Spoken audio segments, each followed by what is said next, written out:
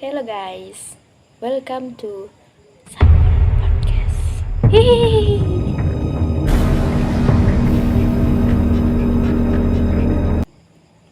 Assalamualaikum warahmatullahi wabarakatuh. Hello guys, before I start this podcast, I will introduce myself first. My name is Nisa Fitriyah. You can call me Nisa. I am a English student in Islamic State University of Said Ali Rahmatullah Tulungagung.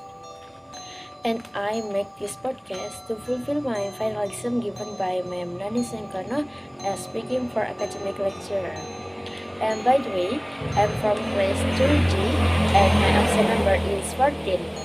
And this time, I will present a podcast entitled A New House with Various Disturbances.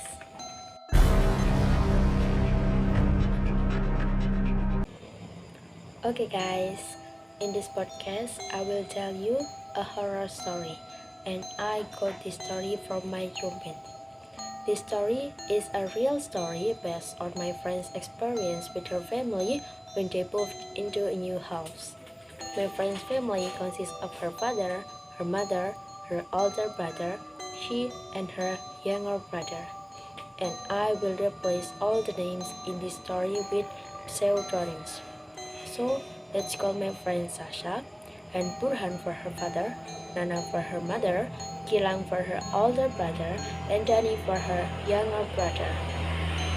Well guys, Sasha's family often moved from one house to other house, and when Sasha was 11 years old, she and her family had to move from A village to B village. Their new house was quite big. In front of the house there was a yard, a small garden, and also a gate. Then, when we entered the house, we will follow the living room. After the living room, there were 2 rooms and a prayer room. Then, at the back of the house, there was a family room and kitchen. And there was a glass wall as a separation between the house and the backyard. Then, in the backyard, there was a well, bedroom, outdoor kitchen, and a fish pond. So, Sasha's family had 2 kitchens, guys. And in the middle of the fish pond, there was a bridge. Then, at the very end, beside the outdoor kitchen, there was a dividing wall. This wall was the separation between Sasha's house and the residential area behind the Sasha's house. And one day, Sasha's father had to leave the town for a week. So at home, there were only Sasha, her mother, Gilang, and Daddy. Her mother, Gilang, and Daddy sat in the living room, while Sasha was watching TV in the family room alone. For your information, guys, Sasha had a cat, and as I explained before, the family room and backyard were only separated by a glass wall. So, even though Sasha was in the family room, she still can see outside. And at the time, she saw her cat sitting in the middle of the bridge in the fish pond. And the cat was also looking at Sasha. But then, Sasha realized that there was a shadow behind her cat. After looking, it turned out to be the shadow of a woman who had shoulder-length hair and was wearing shabby clothes. Sasha couldn't see the woman's face clearly because it was too dark, and previously Sasha thought that it was her mother, but then she remembered that her mother was with Gilang and Danny in the living room. It was very scary, right? Apart from Sasha, Gilang, her older brother, was also ever disturbed by ghosts in this house. At the time, Gilang was 13 years old, and he was starting to learn to wash dishes. And once upon a time, one afternoon, Gilang was washing the dishes in the outdoor kitchen. Then there was a voice calling him, and the voice felt close to Gilang's ear. Besides that, Gilang also felt there was a hand stroking his back. Yeah, but Yang tried to ignore it all because he knew that at the time he was alone there. There was no one else beside him. And then, 2 months later, when Mr. Burhan was cleaning bedroom, suddenly he found footprints.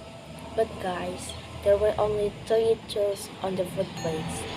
Mr. Burhan then asked his whole family, who had just come from the fishpond, but apparently no one went to the fishpond. So they didn't know which footprints that Mr. Burhan found. A few days later, Mr. Burhan had to go out of the town again, and at home there were only Sasha's mother and Danny, while Sasha and Gilang were still at school, because it seemed like it was still daytime. Danny was already asleep at the time, while Sasha's mother, because she was alone, so she decided to sleep on the sofa in the living room. And guys, the main door and the back door were connected in one hallway. If we stand at the main door, then we will be able to see the back door. Well, the sofa that Sasha's mother used to sleep was beside the main door. So, when Sasha's mother sleeps on the sofa, she could still see the back door clearly. At the time, Sasha's mother saw the ghost that Sasha had seen in the fishbowl. The ghost face looks so ugly, guys, and the ghost tries to get in and wants to hurt Sasha's mother. But because Sasha's house had been fenced off by Mr. Burhan with prayers, so the ghost can't get into Sasha's house. But even though the ghost couldn't get in, the ghost hand stretched it out and entered the house. The ghost hand tried to grab and hurt Sasha's mother. But fortunately, Sasha's mother survived and didn't get the slightest injury. But by the way, apart from that ghost, there was another ghost that ever disturbed Sasha's family. At the time, in one afternoon, when Mr. Burhan was sleeping, he felt that there were 2 small children tickling his feet, one boy and one girl, while in the house the only small children was Danny, Sasha's younger brother, and Johnny was also asleep at the time. Apart from that, Sasha's grandmother also ever visited Sasha's house, and when she was in the family room, she saw 2 small children running around, just like what Mr. Burhan saw. Sasha's grandmother also saw a boy and a girl. Even Sasha's grandmother thought that the 2 little children were Sasha and Gilang. But in reality, at the time, Sasha and Gilang were at school, so it was certain that 2 little children were not Sasha and Gilang. Well, Sasha also told me about the origins of the ghost that had disturbed her family. For the first ghost, which is the woman ghost, the ghost came from the residential area behind Sasha's house. The house where Sasha lived had been empty for 9 years before finally being occupied by Sasha and her family.